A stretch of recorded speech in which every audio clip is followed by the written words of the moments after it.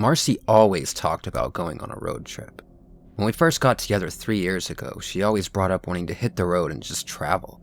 All the places she'd go to, the destinations she'd reach, the tourist traps she'd visit.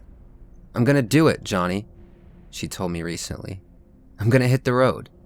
That was 3 weeks ago. There's been no sign of her since. Not long after not hearing from her, I reported her missing, and that launched a wide search for her. She had left behind detailed information on where she'd be going and stopping. Police and volunteers scoured every roadway and found nothing. No car, no signs, no Marcy. Every gas station she had marked as a potential stopping point had its camera footage combed through, and she wasn't on a single tape. The last footage of her found was from a Walmart. She had stopped in to purchase some snacks. The parking lot footage showed her leaving, and after that, nothing. Down a ways from the Walmart was a Dollar General that had a security camera in the parking area. She didn't appear on the footage. In between the Walmart and the Dollar General was just a straight road. No detours, no turns, no places to stop. But somewhere, in between those two stores, she disappeared. Everybody was dumbfounded. In such a small stretch of road, both a fully grown woman and a whole damn car went missing, and no trace of either remained. It was frustrating. She left us all the information we could ever need, and yet she was unfindable. Deciding to be proactive, I packed my bags and set out to do one more search. Although it had already been the focus of the investigation, I was going to the stretch of road she disappeared on. Every time I approached, I could feel a pit forming in my stomach. I passed the Walmart and drove slowly down the road. When nearing the Dollar General, I stopped and pulled over.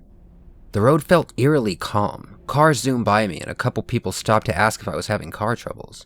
Yet it had a stillness to it.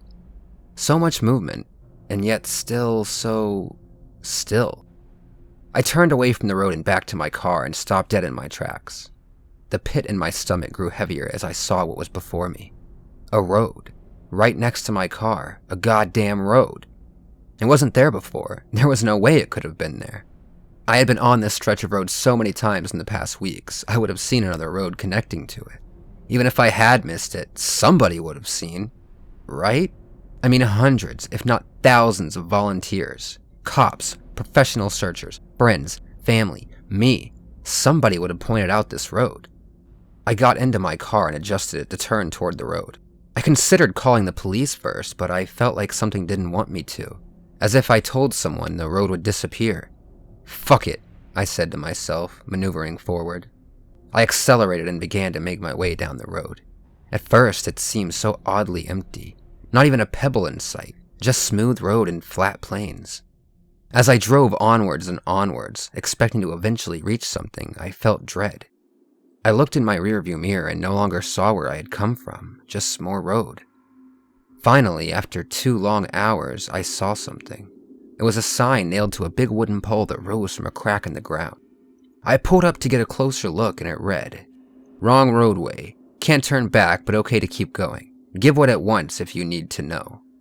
Not exactly reassuring, but I felt a little better knowing that there wasn't just more road ahead. There must be something else, right? I continued on downward for another hour or so until my clock gave out. The numbers jumped around erratically until it finally went dark. Strangely, the gas gauge never changed. I had been on the road for roughly 3 hours and it was still the same as when I had started. An unknown amount of time passed before I reached the next landmark. This one appeared to be some kind of mannequin. It was posed to be on all fours, head up and facing my car. As I passed it by, the head turned to follow my vehicle. I didn't stop for that one. I turned my phone to see that I somehow still had reception. Full bars, but when I tried to make a call, it wouldn't connect. I could still browse the internet, though. The next landmark I saw was what appeared to be a crow, or possibly a raven, perched atop a rock. This one I decided to stop for. I got out of the car and began to approach it, but suddenly it floated up into the air. It flew down and began to peck at my hand, its beak clasped tightly onto one of my fingernails. I screamed and tried to shake it off, but that just made it hold on tighter. I grabbed it by the neck and yanked it, my fingernail ripping off and going along with the bird. The animal returned to the rock and swallowed my fingernail. It nodded to me and I returned to my car. I continued to drive, haphazardly trying to nurse my damaged finger. Time continued to float by. I no longer knew how long I had been on here. It wasn't long before I saw it. Marcy's car.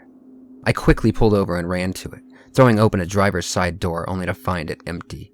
I looked through it, trying to find some sort of clue as to what might have happened to her, but instead I found nothing. I fell to the ground and began to cry. I had never felt so helpless, so disappointed. I lay there for who knows how long before I heard a loud scurrying noise. I look up to see the mannequin running on all fours toward me. With a leap to my feet, I ran back to my car, but before I could open the door, it reached me. Its neck extended upwards before its head came crashing down, headbutting me and knocking me out. I don't know how long it was until I woke up in the Walmart parking lot. I quickly turned my car on and drove out toward the road, but when I reached the area where I had first entered, there was nothing there. Just like before, the road was nowhere to be seen. I tried to tell my story to people, to explain what I saw. I tried to get them to believe. No one did. The sign, the mannequin, the bird, Marcy's car. Everybody said I must have passed out in my hot car and dreamt it all. But I knew the truth. Every time I looked down at my finger and its missing fingernail, I knew. Marcy was still out there somewhere. On the road.